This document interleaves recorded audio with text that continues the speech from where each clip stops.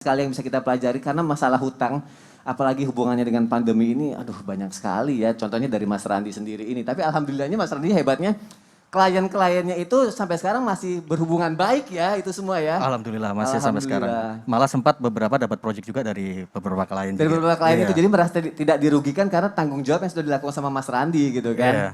Mas Randi datang ke sini ada yang mau ditanyain nggak? Ada nih, aku mau tanya nih Mas Sony sama Habib Nabil lah. Oh sama Habib Nabil, oke. Habib mau tanya, apakah benar sih hutang bisa menghilangkan pahala ibadah kita? Seperti apa hutang seperti apa yang dimaksud? Oh, hutang bisa menghilangkan pahala ibadah, Bib, katanya Bib. Hutang yang kayak gimana tuh Bib? Aku juga pengen belajar tuh jadinya. Takut. Mohon penjelasannya Habib Nabil, silakan. Baik. Izin Habib Usman, Mas Randi, Mas Sony. Bismillahirrahmanirrahim. Assalamualaikum warahmatullahi wabarakatuh. Waalaikumsalam warahmatullahi wabarakatuh. Alhamdulillah wassalatu wassalam ala sayyidina Rasulillah wa ala alihi wa sahbihi wa mawalah amma ba'd. Mas Randi yang dimuliakan Allah dan juga para pemirsa, ya Islam itu indah dimanapun ya kita berada. Tadi ditanyakan apakah kalau kita berhutang itu bisa berakibat hangusnya atau hilangnya amal ibadah kita. Ada satu hadis sahih yang diriwayatkan oleh Imam Abu Daud, ya, dikatakan baginda Rasul sallallahu alaihi wasallam menyatakan man mata wa huwa alaihi dinarun au dirhamun qudiya min hasanati. Barang siapa yang meninggal dia masih punya hutang, apakah itu dalam bentuk dinar atau dalam bentuk dirham, maka qudiya min hasanati. Dia akan disuruh bayar dengan amal baiknya, amal solehnya. Ya. Hadirin wal hadirat, di akhirat itu nggak ada uang, nggak ada barang, nggak ada harta. Tapi apa? Semua dibayar dengan amal. Ya. Maka hendaknya kita hati-hati kalau kita berhutang lalu kita nggak mampu bayar. Nanti di akhirat pahala kita diambil. Kalau kita melihat di dalam Quran, anak-anakku sekalian yang saya cintai karena Allah, ayat terpanjang dalam Quran itu bukan bicara tentang ibadah mahdoh, tapi bicara tentang hutang. Sampai disebut ayat mudayanah atau ayat tadayun. Ya, surah Al-Baqarah ayat 282. Kata Allah, ya ayyuhalladzina amanu idza tadayantum bidainin ila ajalin musamma faktubuh. Wahai orang beriman, kalau kalian itu punya hutang sampai batas waktu, catat hutang itu. Anak-anakku sekalian, ayat ini 1400 tahun yang lalu Rasulullah SAW sudah menyebutkan. Belum ada namanya akuntansi, belum ada namanya ekonomi makro, ekonomi mikro. Tapi Rasul sudah menyatakan, dan itu turun pada bangsa yang memang tidak terbiasa dengan menulis. Ya, membaca dan menulis, hanya sebagian kecil yang bisa. Tapi sudah disuruh, faktubuh, catat hutangmu itu. Nah jadi jangan sampai kita kemudian meremehkan hutang ini. Bahkan sampai kata baginda Rasul SAW, orang yang dia berhutang lalu dia niat tidak bayar, ya, artinya serius dia nggak mau bayar, dikatakan mata yaumal qiyamah indallahi sariqan. Nanti dibangunkan di hari kiamat, dibangkitkan di hari kiamat dalam keadaan menjadi seorang pencuri, dibariskan dengan barisan para pencuri. La haula wala quwata illa billah.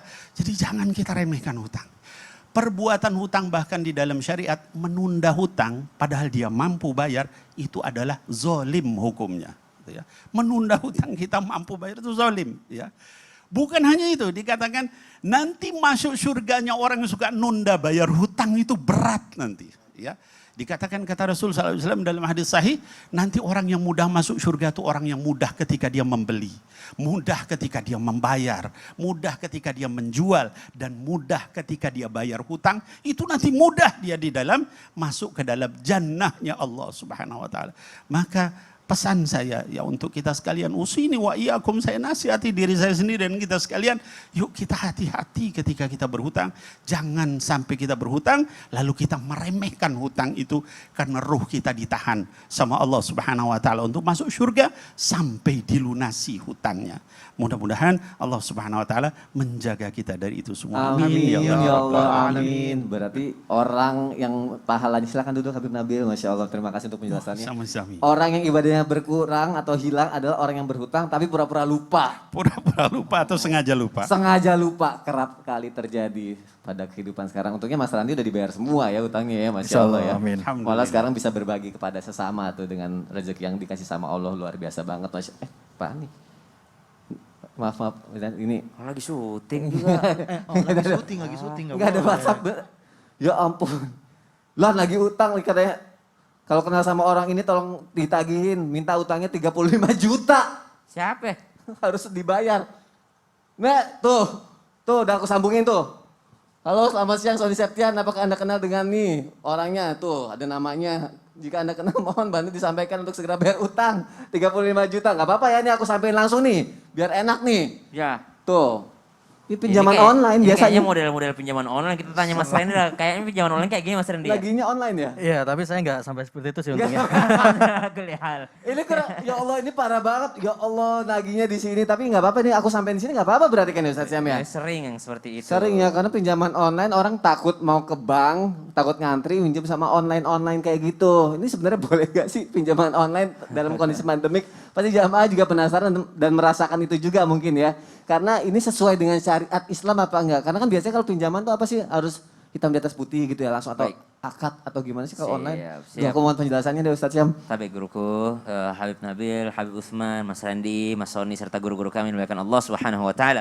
Bismillahirrahmanirrahim. Alhamdulillahirabbil alamin. Wassalatu wassalamu ala asyrafil anbiya'i wal mursalin sayyidina Muhammadin wa ala alihi wa sahbihi ajma'in. Asbahna wa asbahal mulku lillahi rabbil alamin. Subhanaka la ilma lana illa ma 'allamtana innaka antal alimul hakim. Rabbi shrah li sadri wa yassir li amri wahlul 'uqdatam min lisani yafqahu qawli waj'al li waziran min ahli. Amin amin amin ya rabbal alamin. Ba'da an aqul a'udzu billahi minasy syaithanir rajim. يا أيها الذين آمنوا إذا تداينتم بدين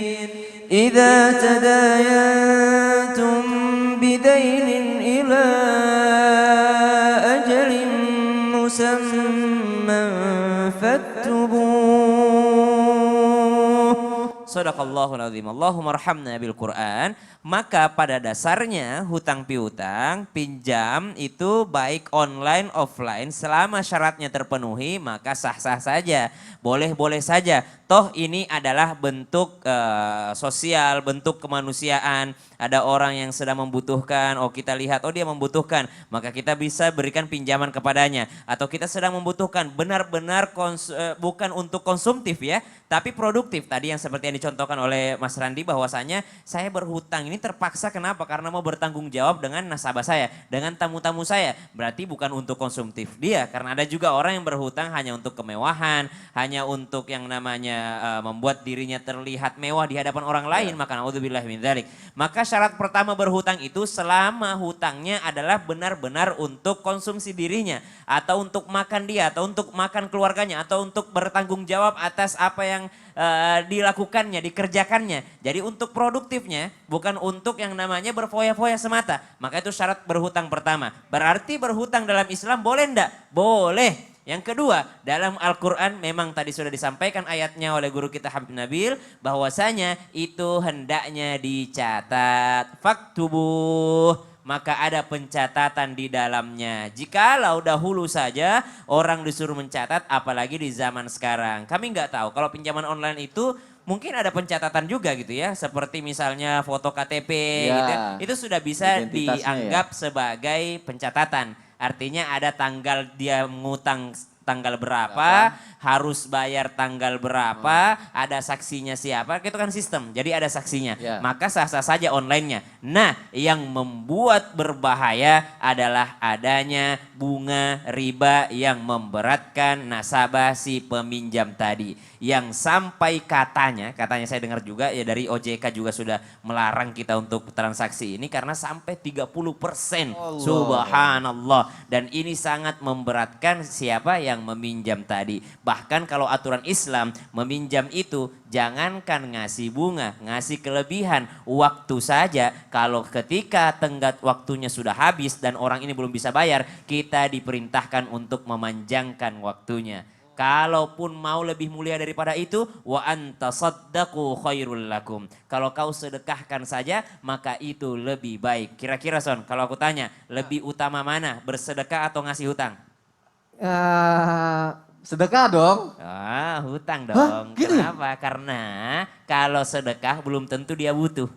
Oh gitu. Kalau hutang sudah Pasti pasti dia butuh. butuh karena meminta. Habis yang ada di pikiran aku tau gak Bang? Kan kalau sedekah kan kita dapatnya berkali-kali lipat gitu. Gitu ya. Salah ya jadi ya. Jadi ternyata minjemin utang dulu untuk yang membutuhkan lebih penting ya. Benar, apalagi kalau dia jujur dan benar-benar membutuhkan. Apalagi kayak kasus Mas Randi tadi. Ah. Subhanallah. Masya Allah bertanggung jawab terhadap sesama itu tuh yang harus dipahami ya. Dan dicatat. Tapi jangan lupa selain dicatat dibayar. Jangan cuma nyatet doang. Nyatet doang, ada kayak gitu.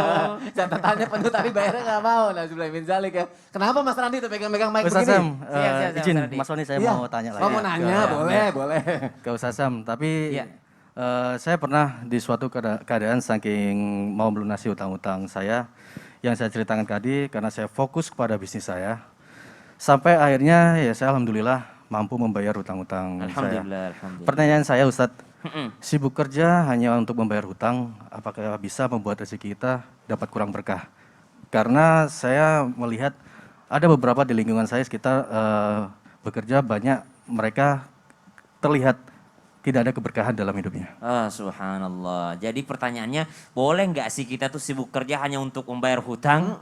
Wah, itu kembali lagi dong. Karena membayar hutang itu adalah hukumnya wajib. Dan kita lanjutkan setelah yang satu ini. Waduh, jadi nanti dijawabnya Jangan sekarang. jangan sekarang Mas Randi Sabar, tahan dulu. sabar, ya. Mas Siap, Randi. siap, Tahan dulu, jamaah juga tahan dulu tetap di Islam itu indah. Enggak lama kok. Jamaah, oh jamaah. Alhamdulillah.